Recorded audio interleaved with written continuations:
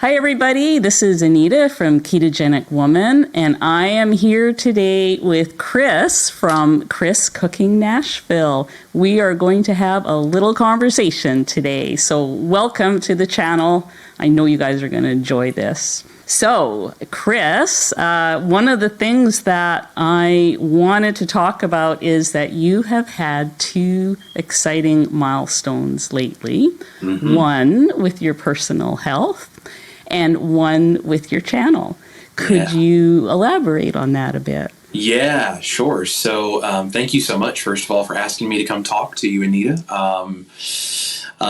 So as far as my personal health, I was, of course, severely overweight and sick and all of these kinds of things. And, between keto and then carnivore eventually, and people like yourself figured out how to start taking that back and working on it. And so as of about a week ago, I officially hit 100 pounds of weight loss. Yes. And as of this morning, I just dropped below 280 for the first time in I don't even know how long, which is basically right around 105 pounds that I've lost total. So that is... that's an incredible feeling. I've told people on my YouTube channel, it's like I've lost more than some people weigh. So that is amazing. Congratulations. Thank you. It's got to feel really good. Yes. Yeah. It's really nice. It feels really good to wake up in the morning and not be in pain and just constantly feel like you hate what you see in the mirror, which is where I was. So there's a lot of great stuff that has come from this for that. Yes. I totally get how life-changing a weight loss like that is. For sure. Yes, so that's my personal health milestone. The channel milestone is, I guess this past week I just hit 10,000 subscribers. And I actually, last time I checked, because I just released a pasta recipe today, I just hit 11,000. I think it's around the 11.5 range, somewhere in there. It's going crazy. The Keto Twins did a review of my mashed potato recipe. I know. That's awesome. Yes. So I started getting all these messages yesterday of, oh my gosh, Keto Twins loved your mashed potatoes and stuff. So I've had a bunch of people coming my way.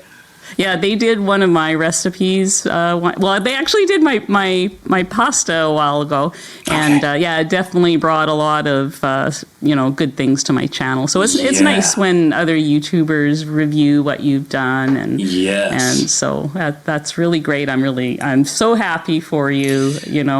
Because when we met, you just started your channel. Like you were brand spanking new. I think you only had like a couple of recipes up, and so you've come a long way in a short period of time. So that's amazing. Yes, thank you. What made you start the channel? Like, how did that happen? Yeah, that's a really interesting sort of series of events, and I'm so glad you asked me because I love telling people about this. So my wife and I are musicians, and we're independent musicians. So we don't have, record labels and publishing companies and people that are like funding things and driving the vision and doing these things for us. We do that all ourselves. And so one of the things that we do is every year at the beginning of the year, we sit down and we talk about, like in the end of December, before January 1st, we sit down and we talk about what do we want to achieve? What do we want to accomplish? Because if you don't have a vision and a direction as a musician, you have no idea what you're doing. You're just kind of throwing spaghetti at a wall to see what sticks, essentially, as they say. And we sat down, and we do this for not just our music careers, but just our lives in general. And so we sat down and we were talking about this back in the end of December, and I looked at my wife, Ash, and I said, something I would really like to do is I'd like to start a YouTube cooking channel. I just think that would be fun. I've just cooked my whole life, and I just think that would be a neat thing to do because I feed people. That's what I do because I love people. And in my family, I come from a long line of very good cooks and very good teachers, and that is what my whole lineage kind of did. And my mom had me cooking with her from the time I was old enough to sit on the counter next to her, sit upright. And I memorized her spice rack by smell when I was 4 years old. And Wow. yeah, she would do this stuff. She would cook. My parents had no money. And so they would make everything from scratch. And she had a spice rack and she would keep me entertained. And so I just always learned to cook from her. And I thought, this would be a cool thing to share with people because I love cooking for people. My friends have always been encouraging me that I should jump into the restaurant industry and all this, but I never wanted to make it a job like that because that's a stressful industry, and God bless the chefs that do it. I mean, that's so much hard work. But I love cooking for people, and it's how I say I love you to so many people. And so I was like, well, I'd like to create a channel and share that. And as many of these New Year's resolution style conversations can turn into, it can take a little while to get it going and you can lose a little focus on it. And so we were getting ready to move and all this stuff happened. So I went back to, I had lost a bunch of weight and then I went back to a standard American diet, even though I knew what keto and carnivore was. I gained a bunch of weight back and I was fat, sick, and miserable. And so I switched back over to carnivore saying this has to be a lifestyle. This has to be a change. Definitely. My wife and hopefully my future kids and just my life in general is worth doing this work. And so I switched over to carnivore. And around the same time, I was watching YouTube videos. I was watching your videos, amongst other things, and I came across Amanda from Carnivorous Me. Oh yes, and she was doing a short, and it popped up in my YouTube feed. And she put on a shirt, and I forget what size it was, but it was the first time she'd ever been able to wear a shirt that size in years and years and years. Oh. And I think I saw that too. Yes. Yeah. And I was watching it, and she broke down in tears. Yeah. And I'm an empath. I feel everything everyone else feels. And I was so touched by that. And I was like, this is the reality. This is what people are going through. This is what I was going through. And it's I'm on the path of doing this the right way. And I know this answer works. And I know in my own body how much has changed in my brain and my weight and my pain levels and all this. I can tell all of this has changed. And so I told my wife, I said, I want to do the cooking channel, but I think maybe it needs to be a theme that's all around carnivore and keto and, improving your life and stuff. And so I said, before I do any of the cooking portion, I said, I think I'm just going to start vlogging my journey as carnivore and just showing people what I'm going through and just every single week put up another video and here's what's happened this week and here's where I am, and just took some inspiration from her doing that. And I was like, I'm going to be real and raw and honest. And if I have a week I gain weight, I'm going to tell people. If I have a week I'm struggling, I'm going to tell people. Yeah. And so I started that. I just started really tracking it for me because I want to be able to look back in a year, 2 years, 5 years, whatever, and just kind of see where this all was. And so I started vlogging, and then at the same time I was doing some of these recipes, and I started just kind of with the gravy recipe was really the one that I was like, okay, this is a good enough recipe that I want to show people because it's a technique I haven't seen anyone else do, at least not in this application. And I was like, if I'm going to do this kind of stuff for people and I'm going to do vlogs and hopefully be inspiring to, maybe someone out there can relate to this and it will help them. That's a good thing. That's putting good things into the world to try to help people. And I wanted to do that. And I thought, well, my recipes should be the same. If I'm going to put something out there, I don't want to just redo someone's recipes and, just tell people the same information. I want them to go to the original creators and enjoy that kind of stuff or enjoy people who already are doing that kind of thing. So if I'm going to put it out, I want it to be something that's uniquely me and that, maybe can be helpful. And so, the gravy recipe was the first one, and my filming skills were even worse than they still are, and I was learning how to edit from the very beginning, and had no clue what I was doing, but I made that recipe, and I love that recipe, and that's when I reached out to you and was like, I know that you like trying different kinds of things and seeing how carnivore can work and be flexible, and I thought, you are such an inspirational person for people to watch, and I thought, well, maybe she would find this interesting, and you were the first one that was like, whoa, and you really helped me out. And that's what got this whole thing started, was just wanting to help people and reaching out to you to see if you would be interested, and then you telling everybody I was here. Yeah, I was really impressed with the recipe. Your editing skills are going to get better. Your filming skills. I mean, it all takes time. Yeah. It does. And but when I made the recipe, I had it over my pasta noodles, and it turned out really good. And I was pretty impressed. I was also impressed that you actually reached out to me, and and you're right, I do get a lot of spam, and I get a lot of people reaching out for this, that, or the other thing, but there was something about your email that struck me. I don't even remember what it was, but I thought, okay, I'm going to try this, and I was glad that I did, and so me too. Here we are. Now we're YouTube friends. That's right. So Absolutely. what you said there brought up a whole bunch of more questions in my mind. Like, to me, you're like almost like a scientist with your ingredients. You seem to have such a grasp of what these things are going to do together. Yeah. Did you have any training for that, or are these just things you figured out over time? That's funny. I get the comment or even the question on my YouTube channel all the time about, have you been to culinary school? Are you a professional chef? Were you a professional chef? And the truth is, no, I'm not.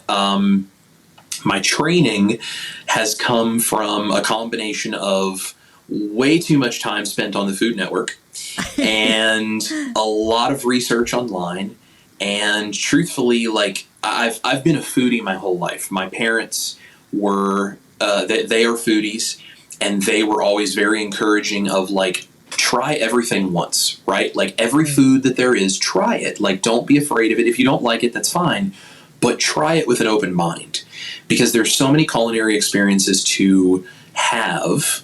You shouldn't limit yourself to just the ones you already know. And so I grew up, like, I was the kid when I was like 6 or 7 years old. I didn't order off the kids menu. I didn't eat chicken tenders. I ordered off the adult menu, and I ate like all of the things my parents ate. And that's cool. and I've always been strange in my friend group from that standpoint, because it's honestly very rare I ever try something I haven't had before anymore, because I've had just so many different things. I've intentionally sought out things, and it's like I need to go to other countries now to find recipes and dishes that I've never had. And so I started cooking a lot of different things because, one, I just enjoyed cooking. It brings back memories of sitting in the kitchen with my mom when I was a kid, helping her cook, and that's those emotional attachments to things like that. I think those are the good emotional attachments we have with food, is the memories of what it creates for us. Yes. And so that I always really loved. Plus, like I said, I say I love you to people by cooking.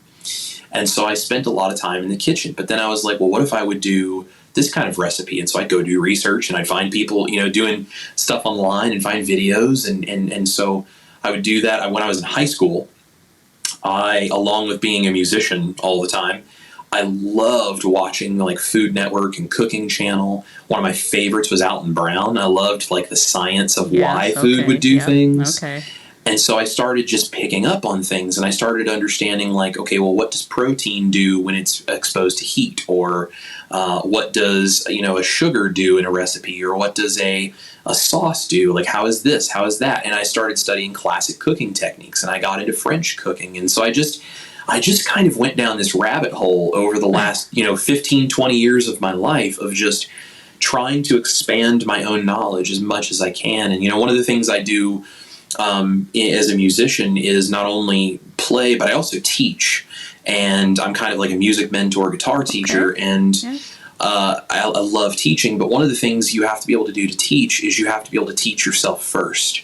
And if you don't understand how you learn, it makes it much harder to help other people learn. And so my mother is a brilliant teacher. She homeschooled me from 5th grade all the way through the end of my high school years. Okay.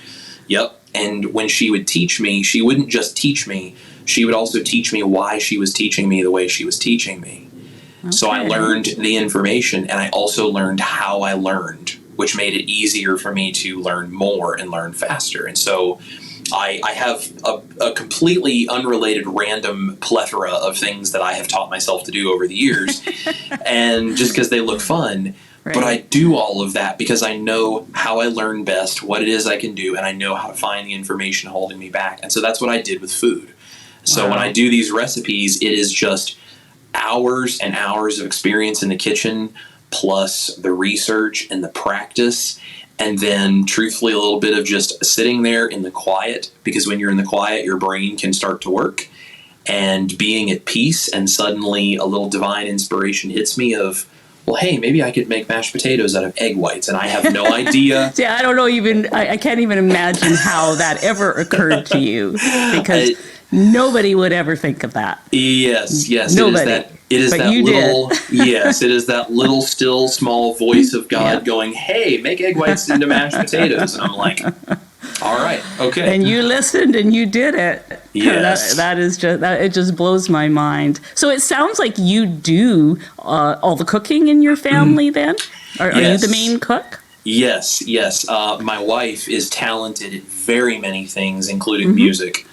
Cooking is not one of them. And which is really funny because, she and I, like, we kind of have our roles. And like, I do all of our grocery shopping. I do all of our cooking for the most part. Okay. And she handles other household tasks and stuff. And then we both have our day jobs and we do our music thing together and stuff. But she hates cooking. She just has always hated cooking. She loves food, but she just hates cooking. And I was like, well, that's great because I love it. Yeah. that works out really well for you both then. Now, and I understand that she does keto. Yes, And so yeah. you're cook. So did you guys both start out doing keto together, and then you kind of morphed off into carnivore? Yes, yeah. So what happened was we were like standard American diet people, right? And just super unhealthy. And both of us were working very stressful jobs and just all this kind of stuff. And my parents had actually done keto. They knew about Dr. Berry before I ever did, and they were sending me info. Yeah. And so they've actually done it longer than I have. So I started researching it because we were like, man, we're so out of shape. Like, this is so bad. During the pandemic, I had actually accidentally opened a micro bakery in the house we were renting.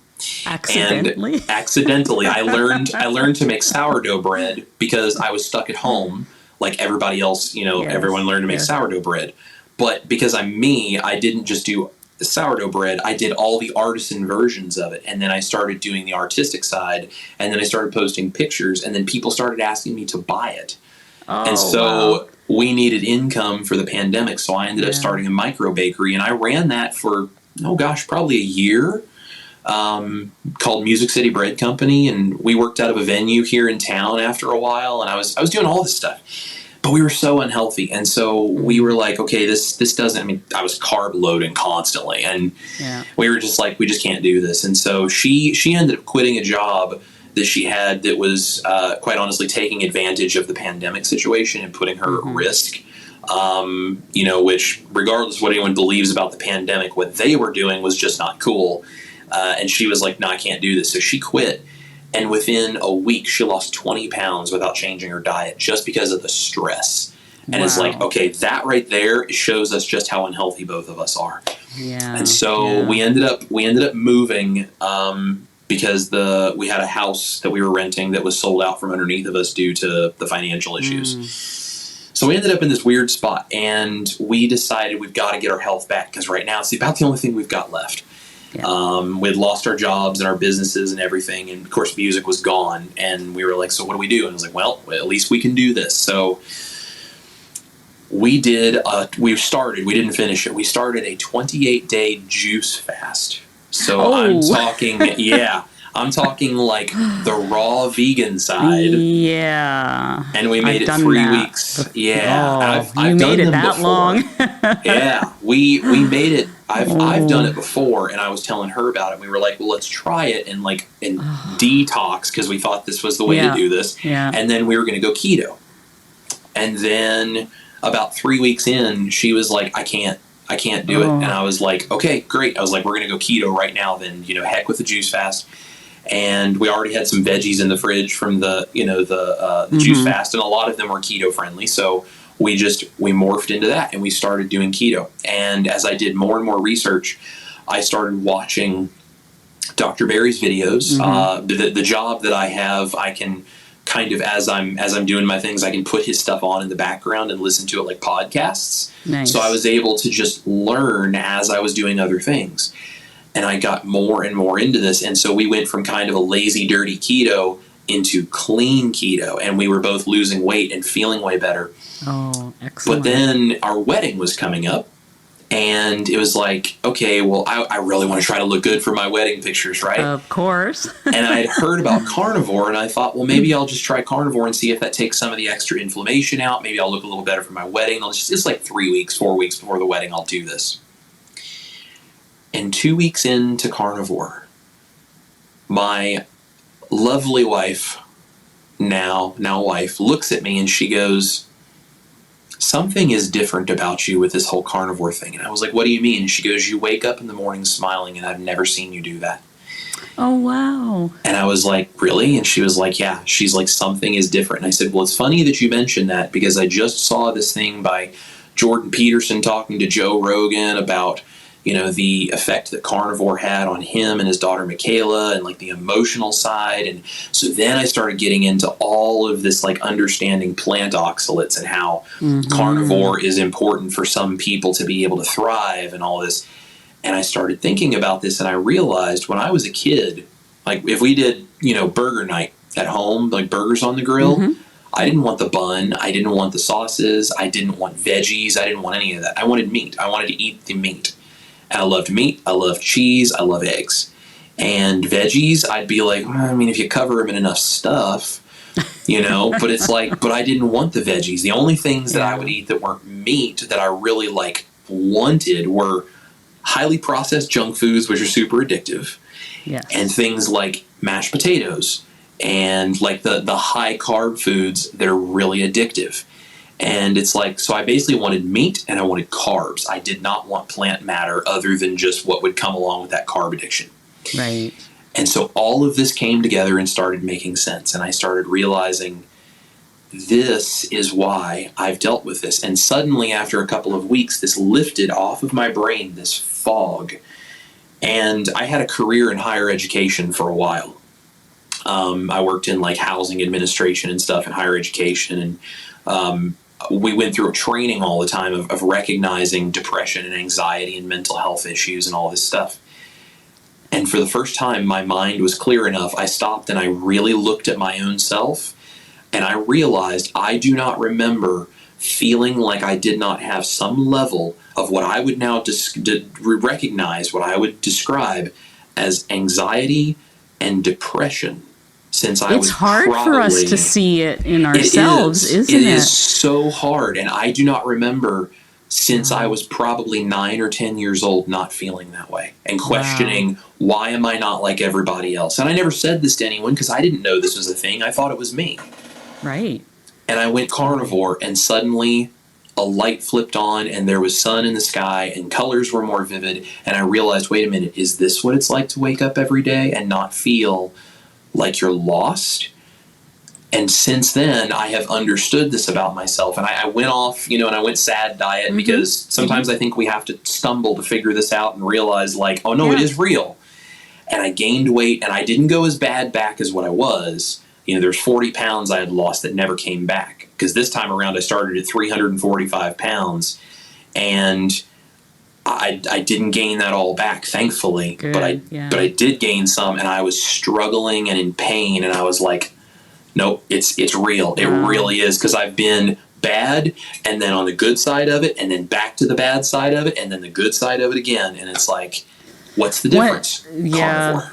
The problem is, once you know these things and you've experienced them, you cannot unknow them. They're always there in the back of your mind. That okay, which is, that's a good thing. So you and your wife are musicians, and I know a little bit about that because I have family members and a circle of friends in music as well, and I know that when you're going to gigs, you're going out with people, you're constantly in restaurants and bars and things like that. How do you manage your new lifestyle in that situation? How does that go for you? Yeah, this is really cool because I I really questioned when we first started doing this, like, man, what kind of impact is this going to have? Because as a musician, you're right, bars, restaurants, traveling on the road, all this kind of stuff. A lot of people, hey, can I buy you a beer? That was a great set, right? Like, these are the things you deal with daily. And what I have found is that when you, first of all, when you get clean off of all of the carb, which, I mean, for me, it may not be this way for everyone, but I know for me, it's all I can speak to. For me, that is a drug. I mean, it is like being an alcoholic or a drug addict. For me, carbs and the junk that comes with them and the toxins, it is a drug. And when you get off of it and you're clean from it, first of all, that stuff doesn't look tempting to me anymore when I'm there. So that was the first key. It's like, okay, well, now that makes it a lot easier because now I can make a good decision about it. And then the other thing is I started to figure out within the framework of what everybody else is doing in one of those spaces, I found where my place is. I found where my little hacks and everything are. So one of the things is, in fact, we just did this about a week ago, we played a show. And when you go there, it's in a lounge in a hotel, so there's a bar. The bartender is a guy that I know because I've been doing this there for years. I go up and I get a soda water with a squeeze of lime in it. And it's like, I've got something I'm sipping on. It's nice because the water's good for the vocal cords. Nobody questions what I'm doing or not doing. They don't know what's in my cup, Exactly. And so it's like, it just completely removes any possibility of someone asking to buy me a drink because I've already got one. If someone goes, hey, can I buy you a drink? Or, it's a great set, or can we get you a beer? Like, oh, good, thanks. And I hold it up and they don't question it. And so that kind of just removes it intentionally. The other thing is, and for anyone who's watching this who maybe isn't carnivore but might be considering trying it, you get this really cool superpower with carnivore called fasting. And it's so great because I can literally go so long without feeling like I have to have food. And even if I'm a little hungry, I'm like, yeah, I'm going to be ready to eat when I get home, but I'm not like, tearing my hair out like I'm going to, have to eat everything in sight anymore. It's so great. I totally agree with that 100%. When you have been eating nutrient dense foods and you've had some beef that day or meat, you can skip a meal. I mean, I used to just freak out if I had to skip a meal. It was just horrifying to do. And now it's like, Yeah. And I think the thing that also really helps me with that is you have to plan intentionally. If you know ahead of time you're going to be somewhere, and if you're concerned about it, I'll just eat something before I leave the house. I pregame, right? It's like I just pregame. So it's like one of my go-tos is if we're going to be back late and I have something that's like, okay, I'm not going to be eating until 10 o'clock tonight, which is way later than I normally like to eat. And I'm like, I've been fasting today. I haven't had anything to eat, whatever. I'll throw 6 eggs into a skillet, scramble them with like 3 tablespoons of butter and make them super fatty. And I will just pork those things down right before I walk out the door. I'm good. Like I go and people have all this food all around me and I'm like, I just don't even care. Like, good for you guys. But it smells good, looks cool, but I have no emotional, like, I'm drawn to that. I have to eat that. It's completely gone. And that's just one of the things. It's like, if you know that ahead of time, and if you're concerned that might be a thing, I just do that. No big deal. Yeah, I think that's great. I mean, I sometimes will bring something like purse bacon. That's one of my go-tos. But generally, I don't even have to do that anymore. It's okay if I don't. Yeah. I think something else that has really helped me. And this is one of the things that's kind of the driving force behind the sort of the vibe that my channel is built on and kind of the whole thing that I do. You have to have some grace with yourself and you have to realize your own value enough to know, first of all, it's worth spend the money on whatever the ingredients are for yourself to stabilize yourself. 2, if you need to run through a McDonald's drive-thru and eat a burger patty, do it, and don't beat yourself up over it. Even if you feel like that's not something you inevitably want to be doing all the time, guess what? Sometimes we just have to make do, and that's okay. And more important than anything, 3, if you're in a moment and suddenly you eat something that you know is not carnivore approved, it's okay. It's all right. It's like you're not going to die from it. I mean, you've been doing it probably by this point for decades. And it's like one meal like that, like, yes, it may kick in cravings or it may make you feel crappy the next day. Like, that's okay. It's going to be all right. But you just say, okay, that was maybe not planned out as well, but now I know that. And it's okay. I'm not any less valuable than I was before I made that choice. I'm just as valuable now, so the next time that choice comes up, I know what I'm going to do about it, and I know to prepare for it ahead of time, and that's how you grow. Yeah, you absolutely have to learn the skill of just moving on, from a mistake, because we all make mistakes. We're human, and you just, it's, I remember a time when it used to be all or nothing. Oh, I messed up. I had an extra ounce of something. What the heck, I'll just give up. That doesn't happen anymore, and absolutely, it's that's such a good thing. I wanted to ask. Oh yes, I saw a video of yours about a week ago, and it reminded me of it was where you addressed the people who have been leaving negative comments on your videos. Yeah. About what you're doing, what you're cooking. And I've certainly had my share of that as well. I don't think I've handled it as well as you have, though. I mean, I'm very sensitive, and so I start second guessing myself. Am I doing the right thing? But I really like how you addressed it, and I was hoping you would give your philosophy on who are you doing this for and why, and what is your answer to those? Some of them might be the same people that come to my channel as on yours. I'm sure they are.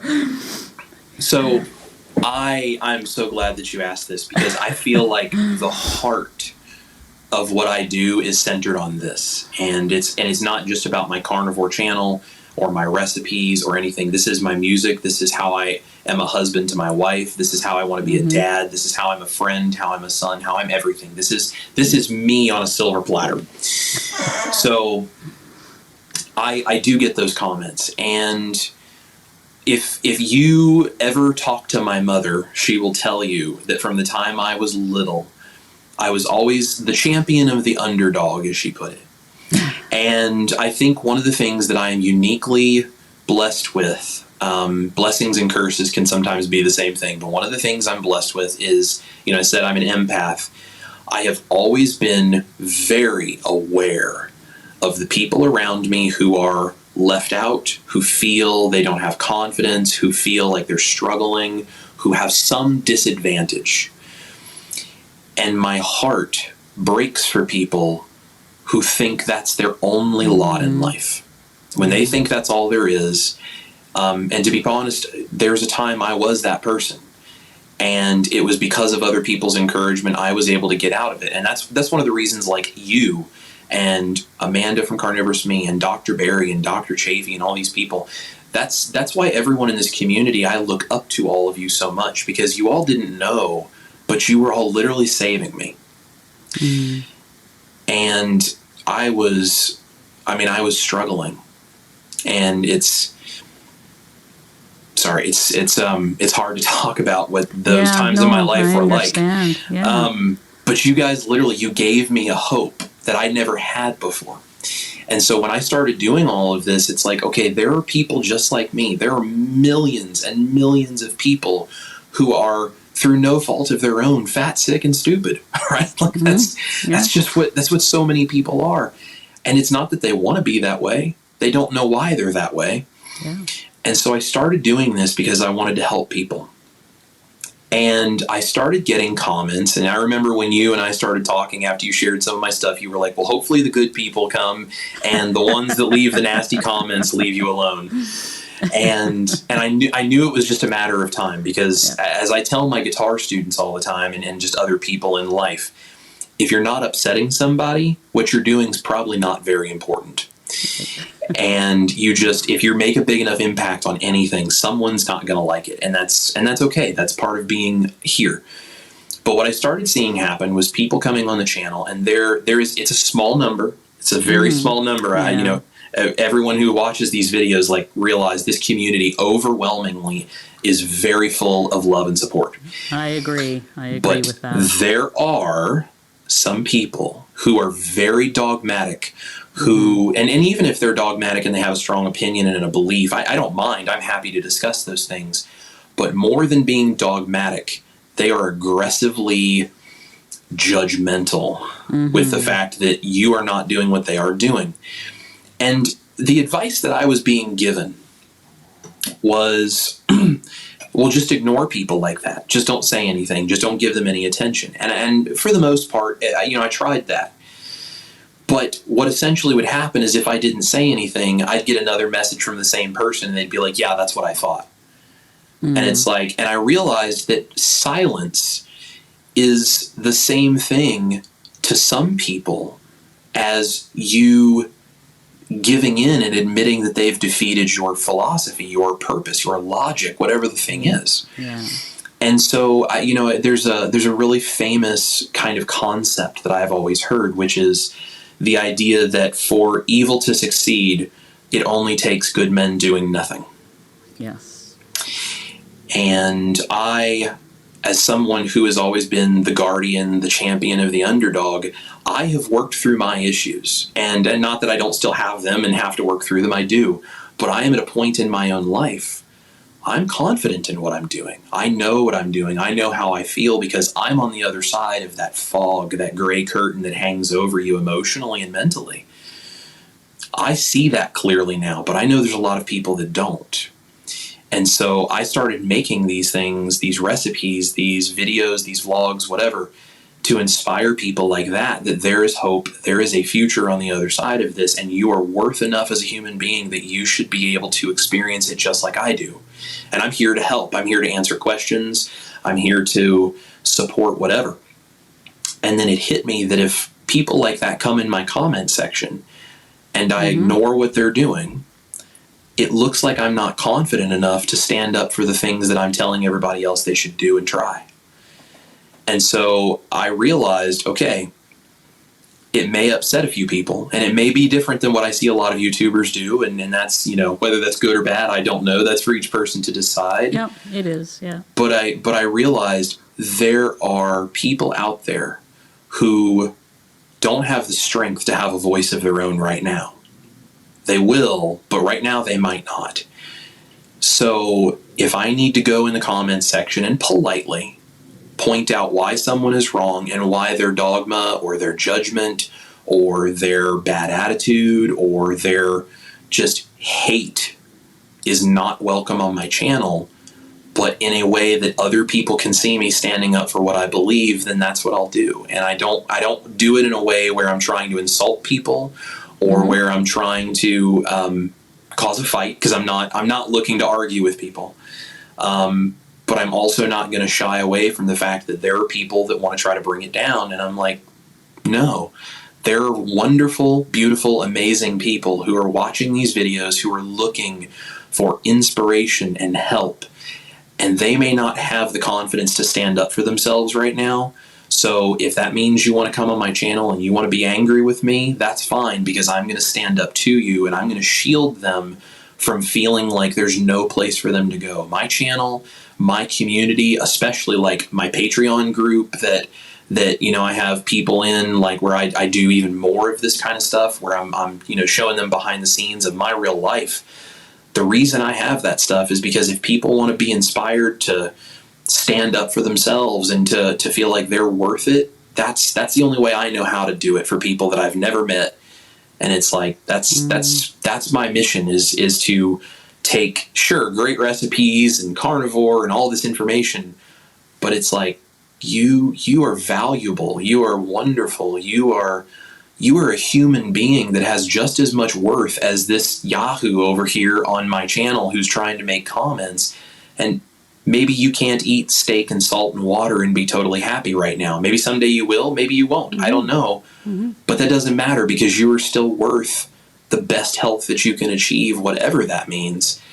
And you're not alone in it. You don't have to read those comments and start questioning, oh, well, now maybe I shouldn't do this because this person here said this is a bad idea and that's not good enough and I'm going to be judged and Chris didn't say anything. Maybe Chris doesn't even believe it. Maybe he's just doing this so he can get attention on YouTube. That whole mental whirlwind can start to happen for people, because I was in that. When I was doing this research, that's how I reacted sometimes, and I had to really step back from it. And so my videos are for the people who want to feel like they don't have to give everything up. And it's for people who feel like they don't have the strength to stand on their own right now, not because they don't have that ability, but just because there's things in their lives keeping them from doing it at the moment. Well, I think we have a lot of overlap in our viewers, and generally they are people who are not only cooking for themselves, but possibly they're cooking for a spouse or other family members. And it's hard to, I know when I first started Carnivore, the idea of steak and salt only for the rest of my life, I just didn't think that that was sustainable. Yeah. And so I think we kind of have the same feelings about what we're doing is helping people get started. And if that's where they stay, I like to meet people on the journey where they're at. And I think from what I've seen of you that you're the same way. Wherever you are in this journey, it's okay, because what you're doing is still so much healthier than the standard American diet. Yes. Sometimes when you see those comments where someone says like, well, this isn't real carnivore, or this isn't good for this, or this isn't good for that. The thing that I would love to be able to do is I'd love to be able to sit down with them and actually talk with them and tell them, and my mom doesn't mind me sharing this. My mom is a type 2 diabetic, and she was probably an undiagnosed type 2 diabetic for years. And she went keto. But one of the things is, so my parents are foodies, and my mom loves being a foodie. And, she was doing all these keto recipes because she felt like, okay, well, this is good for me, but I don't have to give up so much, right? I have started making these various carnivore recipes. And because of that, she has started using some of my carnivore recipes in place of the keto ones that she was using, which they were better than the standard American diet. But my recipes are lower carb and, of course, plant-free or almost plant-free, depending on, how loose you want to be with seasonings and various things. Sure. Yeah. So she was able to take her carb count and start doing this. Oh, great. A little at a time, a little at a time, and not feeling like she's giving anything up. She is completely off all of her insulin. She is working with doctors to try to reduce her medication and hopefully eventually be off her medication. She just told me she hit the lowest weight that she's hit since like 20 years ago. Wow. And so she's gaining all of these things that are healthy, and she's not trying to be carnivore, but by using carnivore recipes, which are just naturally going to be even lower carb than the ones that use, say like maybe psyllium husks and fibers and veggies and that kind of stuff, because they're just naturally going to be a little lower.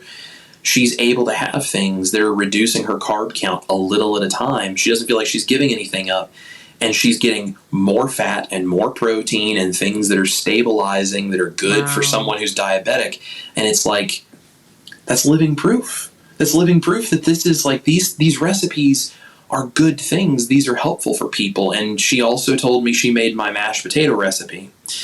And she made regular mashed potatoes for my grandfather, who is 95. Yes, I saw that. 95 years old, okay? And I mean, he's still doing great. But I mean, he's 95. There's health issues there that we need to address. One of which is like a neuropathy from radiation exposure when he was like in his 20s. He's dealt with his whole life. She made both kinds of mashed potatoes, the real ones that he has been eating that kind of stuff his whole life. Mine, that are carnivore. And made with egg whites. Made with egg whites. Of all things. Made with egg whites. He liked mine better than the real mashed potatoes. And that's not to say mine are better than real mashed potatoes. That's to say he liked them more. And now it's like, okay, if you take this and you extrapolate what that means, Someone who's 95, who is just, he eats a junk diet. I mean, he eats chocolate Mm-hmm. and peanut butter and nutty bars and cereals and everything. He's 95. You're not going to change him. Yeah. But now, when he wants mashed potatoes, which my mom has been making carnivore gravy with my recipe to go with for a long time anyway, and he doesn't even know that.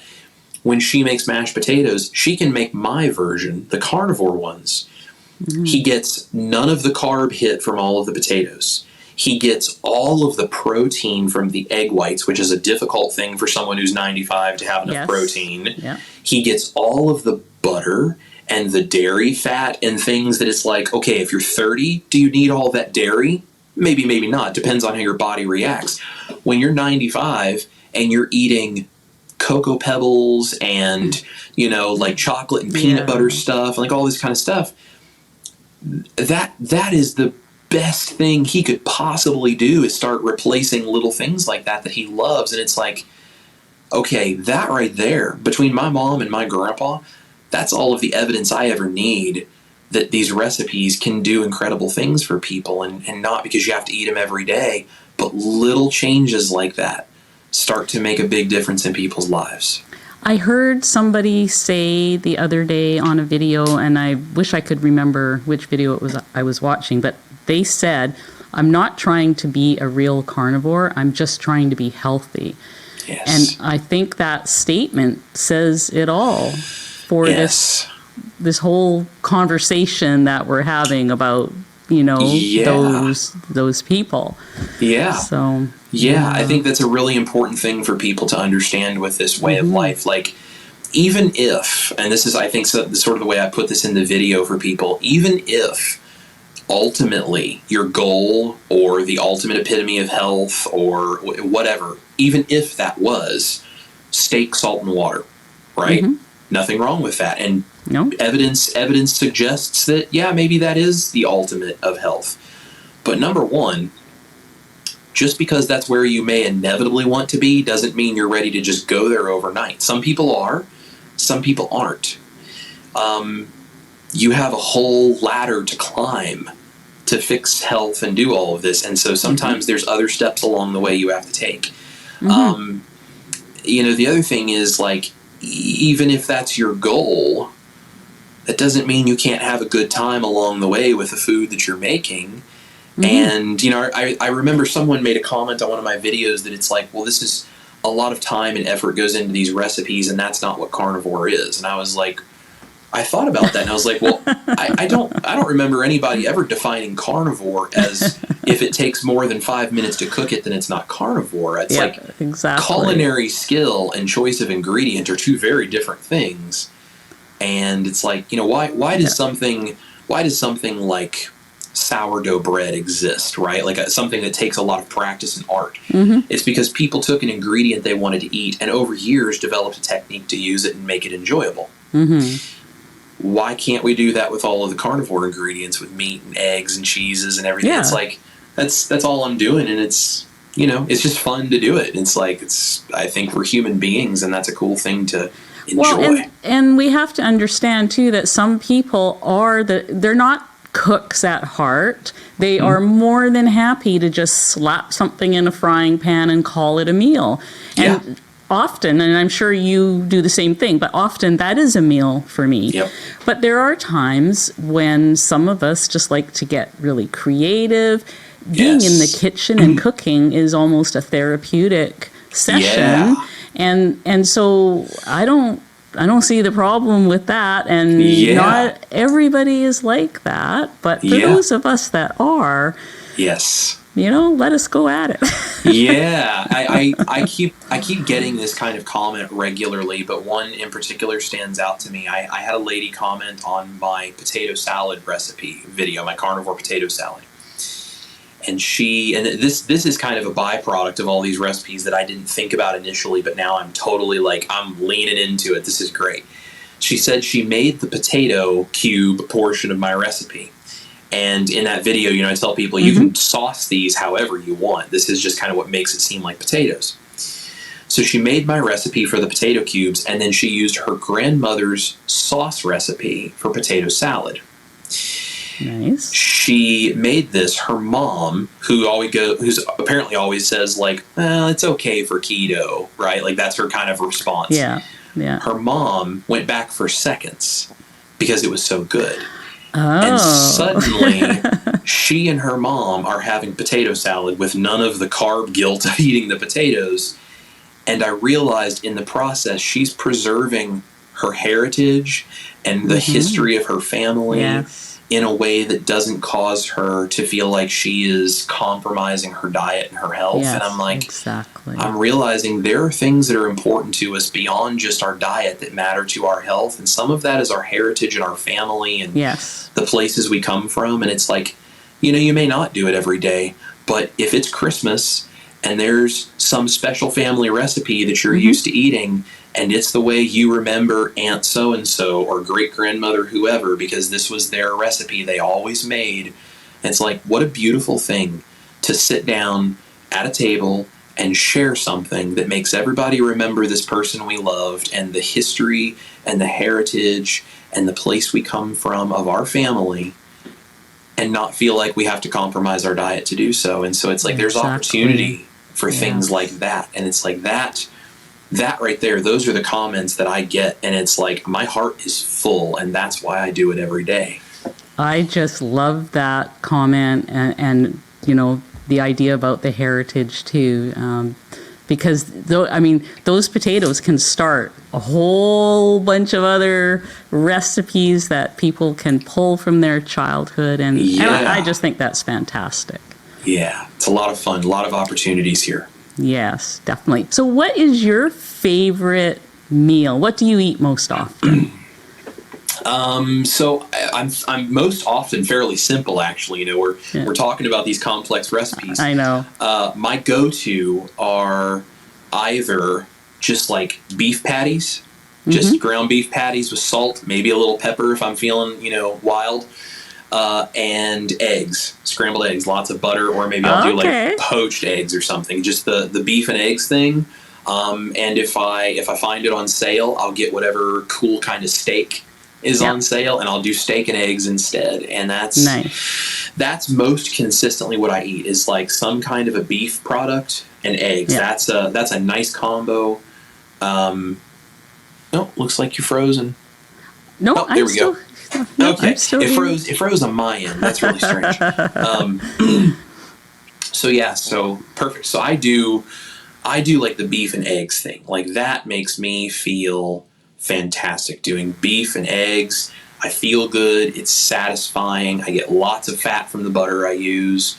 That is fantastic. That makes me very happy. If I'm not doing that, I maybe switch in some different kinds of meats, but I usually stick with the red meat for a majority of it, because that's just how I feel the best. And then I play with my recipes occasionally. Me too. My favorite too is beef. I eat a lot of hamburger patties, medium rare. I know a lot of people are shocked at that, but I'll love them that way. Yeah, me too. Nice little pat of butter on top. The hot burger, cold butter. Yes. What could be better? Absolutely. What advice would you give to somebody who is thinking about starting carnivore and they're not sure if that's what they should do, or just anything that would encourage somebody who's maybe on their first day yet? Absolutely. So there's a handful of things I would say to do.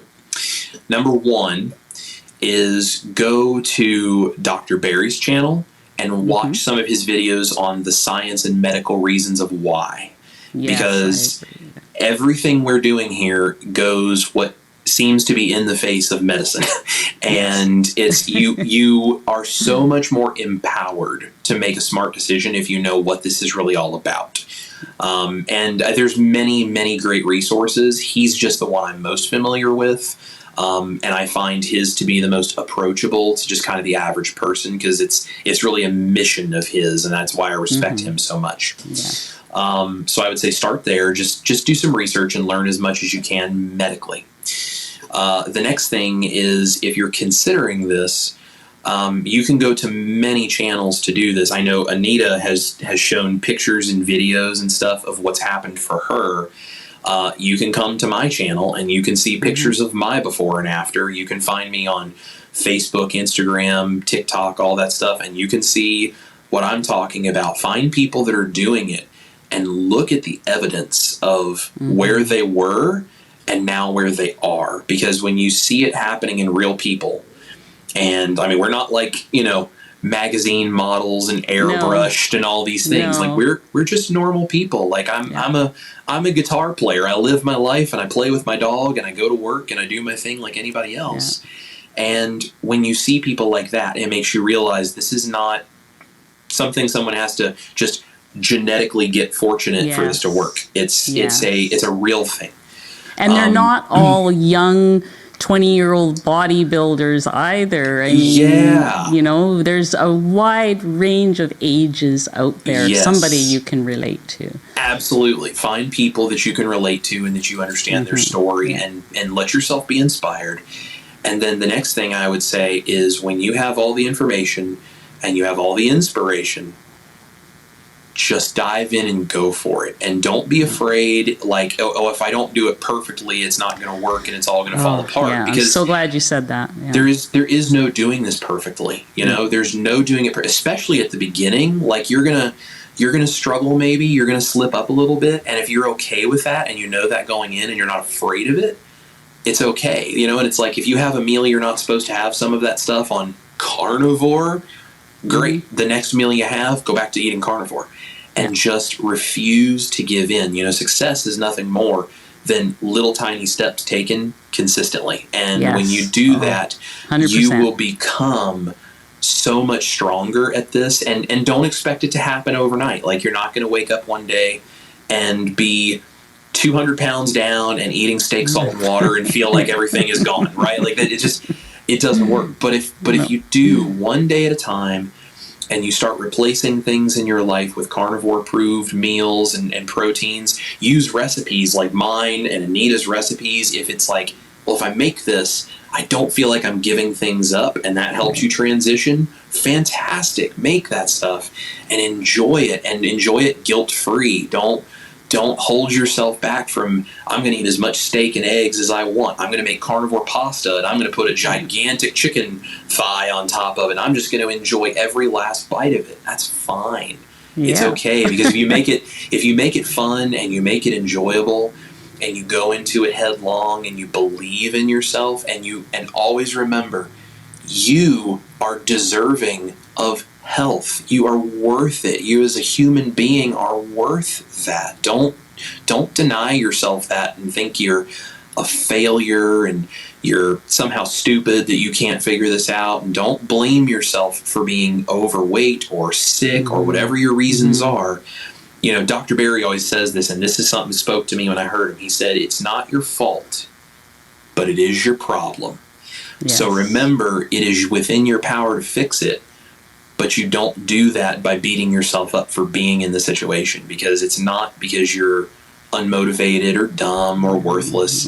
It's because this is what it is to be a person, and you are worth doing this for yourself. So get the information, get the inspiration, and make sure to love yourself enough to go into it and enjoy it along the way. Well, thank you so much. This has been such an inspiring talk for me too.